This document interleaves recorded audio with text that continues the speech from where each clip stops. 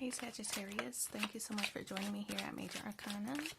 I've already pre-shuffled the cards so that we can get started right away. This will be a love reading for the upcoming week from when you do get this message. As usual, I'll place your person's cards on my left, yours on the right, mutual cards in the center. For your person, we have the Seven of Wands, Seven of Coins, and the Moon, the Eight of Cups, Eight of Swords, and the Sun. Ooh. Four of Swords and the Three of Swords. Isn't that interesting? It's like you two are in the position of how you both feel. The Moon and the Sun, I feel like there's confusion in this connection. But also significant to me is the sevens here and then the eights here on your side. So sevens representing a deeper spiritual connection, while eights signaling lessons learned, right? And applying them to future situations. So, and yeah, I feel like there's some manifesting going on here. I feel like with the Seven of Wands, on your person's side, this card does signal that your person is trying to keep things together. Now, the Seven of Wands, this is Leo energy, so to me, it's that they want to restore. If they messed up in some way, they want to restore their reputation in your eyes, or in your mind. They want to make things right. I feel like with the Seven of Wands, they are trying to keep things together, keep the relationship together. With the Seven of Coins, it tells me that you two have been together for a while, and this person just doesn't want to give up on all the times that you two have overcome together. So I feel that this relationship is very meaningful to this person. So the Moon card, they're uncertain. I feel like this is a fear of rejection, that maybe this person feels they messed up, or that maybe you won't give them a chance, or the Moon card to me, it signals that it's like a fear of rejection to me. They want to express themselves, but are not sure how things would turn out, right? Do you want to hear them? Do you want to hear them out?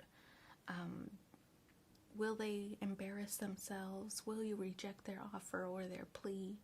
So I feel like this person really feels deeply, and they do with the sevens again, want to deepen the spiritual connection. But they're not certain how you feel, or whether if they come forward, will you reject them, right? So I feel like this is them being in their own head about like worst case scenario.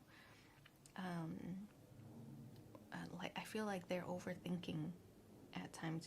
This is also like the Moon card is Moon rules Cancer, so it could be Cancer. But this card, but it could also be High Priestess energy, Pisces energy, if that means anything to you. It's like a form of escapism. Rather than confront the issue, they sometimes go within and like try to escape the situation, right? So I feel that they might be in silent mode and quiet mode, because they're not certain how to come forward. With this Eight of Cups, also Pisces energy, it's like, I think you two want each other to come forward. You want this person to come forward. They want you to come forward, to give a sign on how this relationship is going to progress. The Eight of Cups, it's like wanting fulfillment and going off to find it. So you're leaving something behind. I feel like it could be an old mentality. If, for example, you've always been the one to wait for this person to come get you, I feel like you might, or like you wait for this person to make their apologies, or you wait for this person to make the move, or to like when things are quiet, you wait for this person to initiate. I feel like this is you, Eight of Cups, wanting to find answers yourself. So I feel like you might be the one initiating in this instance with the Eight of Cups. It's like you want to get to the bottom of things. You don't want to be in indecision any longer. With the Eight of Swords, you feel this person is stuck. So when I see the Eight of Swords, you know, this card does signal that it's self-imposed bondage. This person put themselves in that position of being stuck, of being unable to go forward. I feel that this person did something that you didn't like. And maybe you even, sword energy, kind of cursed them out, or, you know, had some not so good things to say to them. But I feel that's probably what they're afraid of. They're afraid of you lashing out again. That's why they're not going to come forward, that they're going to stay silent. So I feel like with the Sun card, this is you having to take matters into your own hands. It's that fire energy, right? So I feel that this is whatever outcome that you want. I feel like this is you having to take matters into your own hands.